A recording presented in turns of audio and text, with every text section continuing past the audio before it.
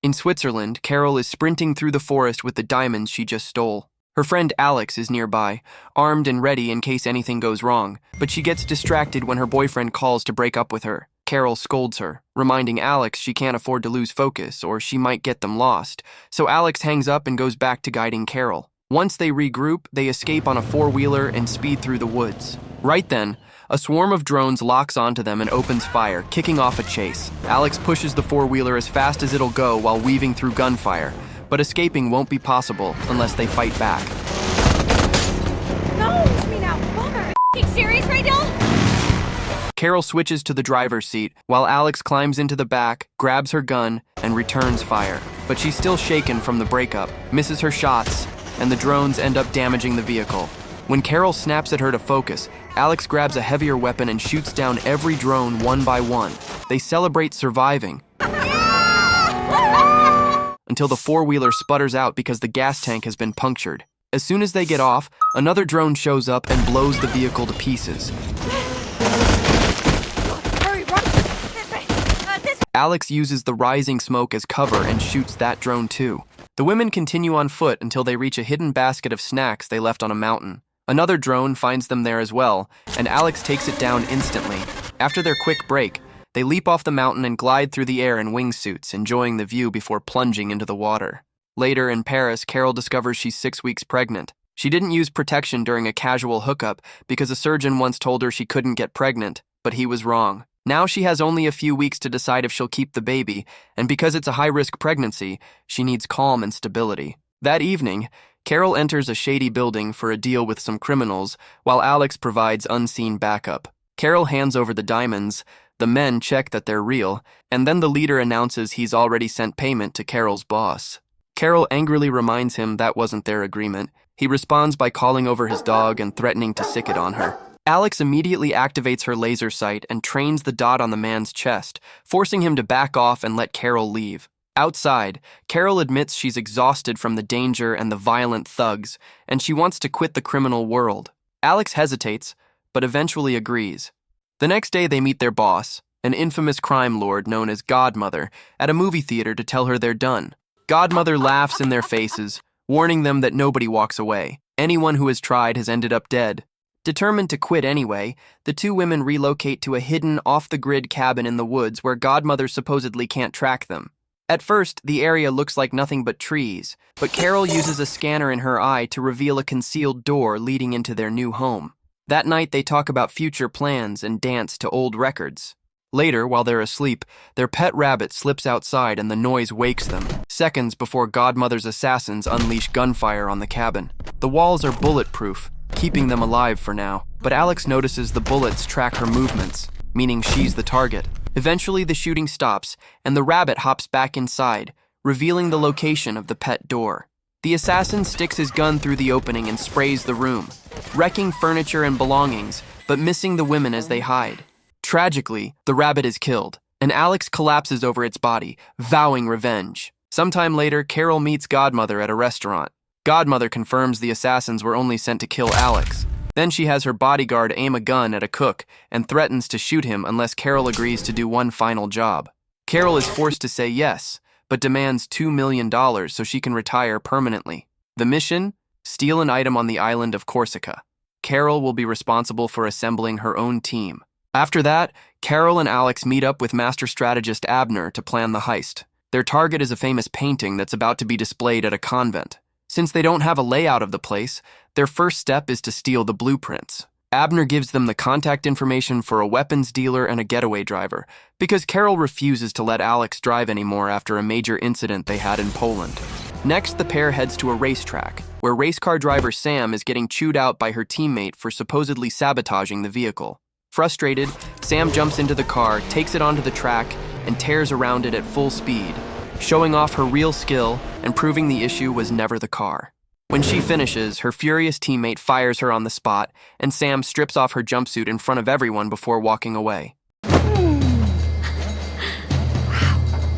Carole and Alex invite Sam to lunch and offer her a spot on their mission, telling her the profit will be split evenly. Alex hates the idea of being replaced as the driver and stays salty the whole time, nearly scaring Sam off. But Carole steps in, settles things down, and manages to convince Sam to join the team. A little while later, the three of them take a boat to the island and arrive at the beautiful house they'll be staying in. Once they settle in, the group visits Clarence, who runs a grocery store as a front for his weapons business. Clarence supplies everything they need, and Alex immediately starts crushing on him and can't resist flirting. Because Sam has zero experience with guns, the team heads to an open field where Carole teaches her how to shoot. Hey, baby. What? No, please don't. I know where you're going with this. Well, it was absolutely not about Clarence, huh? You're not a fan? What? Did you see his feet? We were making eye contact the whole time. You should have looked at his feet. Those are the ugliest sandals I've ever seen. And that's not... That evening, Alex notices Carole isn't drinking anymore, and Carole has to make up an excuse to hide her pregnancy. In the middle of the night, Carole suddenly gets cravings and starts eating random items from the fridge. Alex catches her and assumes Carole is entering menopause. The next morning, Sam asks Carole how she and Alex met. Years ago, when Alex was still a teenager, she ran away from home, just like Carole had at the same age. The two met in Amsterdam while Carole was preparing a diamond heist and realized Alex would make a perfect partner. After breakfast, Alex and Carole put Sam through intense training. Oh, God! Running, swimming, target practice. You name it. That becomes their daily routine for the next few days as they wait for the painting to arrive at the convent.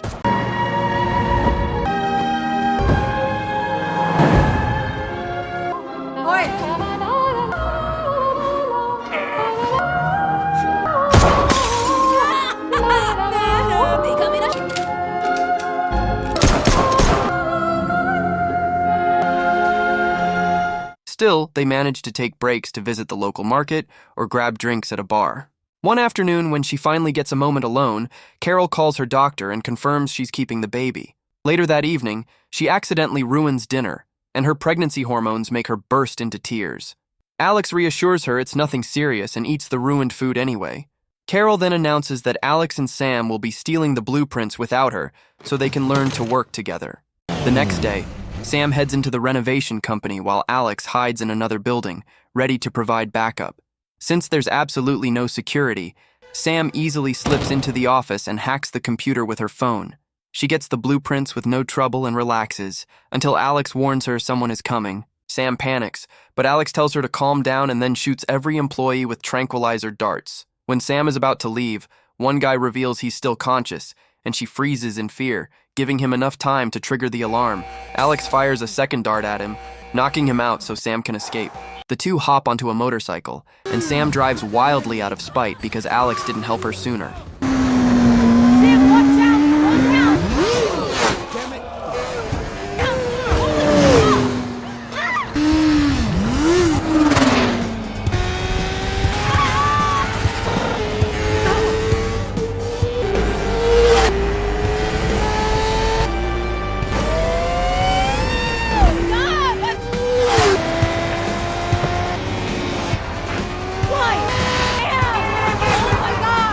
Within 5 minutes, they're back at the house, where Alex shoves Sam into the pool as payback. That evening, the women head to a festival. Sam dances and lets loose, while Alex finally gets to kiss Clarence.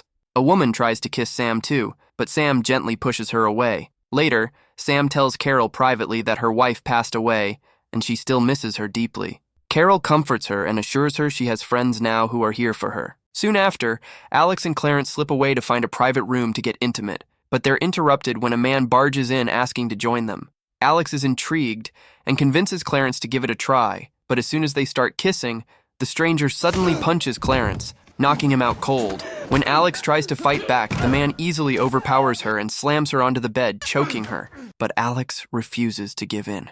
She strikes him repeatedly until he doubles over, then uses her long nails to tear a chunk of skin from his scalp. As fireworks from the festival explode outside, Alex and the man keep fighting. He lands a few hits on her, but she kicks him in the groin, sending him stumbling backward, then grabs whatever object is within reach and smashes it against him. She slips on her shoes, then deliberately breaks a bunch of glass items on the floor, followed by shattering a mirror, forcing him to step on the debris. Both grab a shard to fight, but the man can barely move because he's barefoot. By morning, Alex and Clarence dump the man's lifeless body into the sea. Clarence admits he has a bounty on his head, but didn't think anyone would track him to the island. He apologizes for not telling her sooner. The two spend the rest of the day out on a boat, hooking up and enjoying the scenery. Clarence even shares stories about the criminals he's dealt with. Meanwhile, Godmother stops by the house to speak with Carole. She admits she wants to replace Alex with Sam, but Carole refuses to betray her best friend. When Alex returns, she explains that Clarence's stories helped her figure out who killed her rabbit. The team heads downtown, where Alex takes up her usual sniper position. Carole and Sam approach the assassins by pretending to be dancers responding to their casting ad. They put on a performance to distract the men, who stare at them the entire time, giving Alex a perfect chance to shoot them one by one.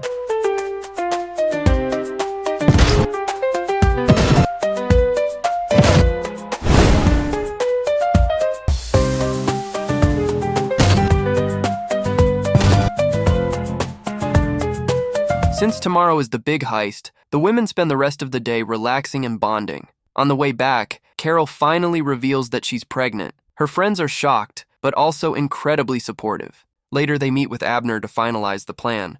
They'll strike the next night, when a major derby will have all the guards glued to the TV. The painting is located on the top floor, and Carole and Alex will escape through a secret tunnel. Sam will be waiting in the getaway car, while Abner and his elderly girlfriend will run a food truck that will get the team close to the convent unnoticed. The following day, Abner parks the truck near the convent without any problems. Carole and Alex hide inside large statues being delivered as gifts. Once inside, they wait for Abner's signal, but he accidentally drops his earpiece into the sauce he's cooking.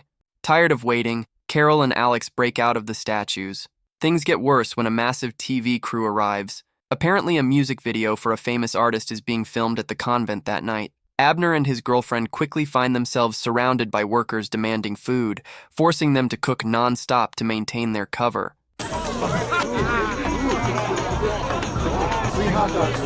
Sam also has to move her car out of the camera's range, leaving her farther from the building. Inside, Alex locates the security team and immediately knocks them all out with tranquilizer darts, including a man who tries to go after Carole. The duo takes an elevator and attempts to contact Sam, but they stay silent when two crew members step inside with them. When they reach the next floor, they find it packed with workers, but Carole refuses to back out, insisting the workers are perfect distractions. Two guards are blocking the stairway, so the women quickly knock both out cold. While Alex hides the bodies, Carole hacks the alarm system to disable it. A random worker wanders in, and Alex has to knock him out too. Bullshit. I need to reorganize this. Carole starts cutting the painting free, but now she's bathed in bright light because the crew is setting up heavy-duty lighting equipment. Another crew member wanders in to inspect the exhibit, so Carole pretends she's decorating the room for the video shoot. He buys it completely and won't stop talking while she finishes removing the painting. Thankfully, he eventually leaves, and the women make it out of the convent with no further issues. The next day, the team celebrates their success. Carole takes a private moment to make a secret phone call to set up a special plan. Alex later tells her that Clarence is leaving the country on his own, and Carole comforts her as best as she can.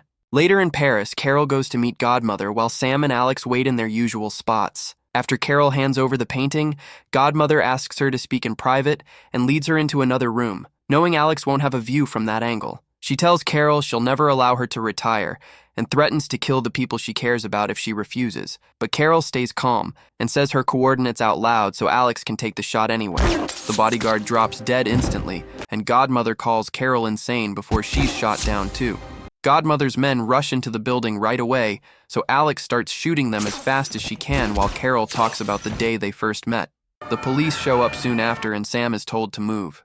Carole tells Alex how much she means to her, making her tear up. She also admits she came to this meeting knowing she wasn't going to walk out. After killing another thug coming in, Carole tells Alex to leave her behind and go build a new, safer life. You'd be free.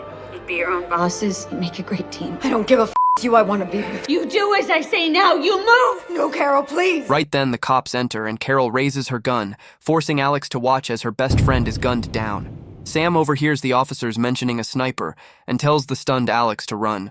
The apartment owner manages to snap Alex out of it, and she starts running, but the police are blocking the front door and she can't find another exit. While watching Carole's body being carried away, Sam guides Alex to the right room before taking off. From there, Alex can reach the roof and hide from the police. 4 years later, Sam visits Alex at her place in the countryside. Alex has been ignoring her calls for years, but still lets her inside. Sam then convinces Alex to join her on a trip for a small surprise.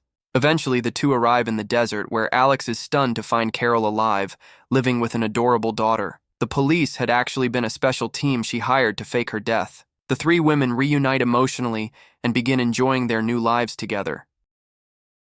Subscribe for more videos like this, turn on notifications, and leave a like to support the channel. Thank you for watching.